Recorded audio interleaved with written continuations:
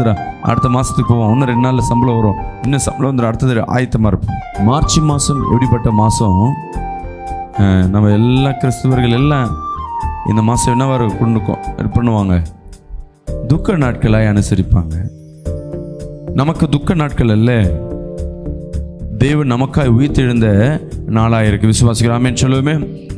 இயேசு கிறிஸ்து மரித்ததற்காய் நாம் துக்கப்படுவதை காட்டிலும் அவர் உயிர்த்தெழுதலுக்காய் நம்ம சந்தோஷப்படுவோம் என்றால் என் தேவனாகிய கர்த்தர் அதில் மகிமைப்படுகிறவராக இருப்பார். அல்லேலூயா.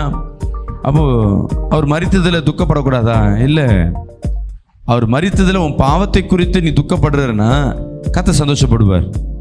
ஐயோ, என் பிள்ளை பாவத்துக்காக துக்கப்படுறான், நான் மரித்தது தேவனை என்னோட பாவம் தான் சொல்லிட்டு விசுவாசிக்கிறாங்கன்னா அதில் தேவன் மகிமைப்படுவார்.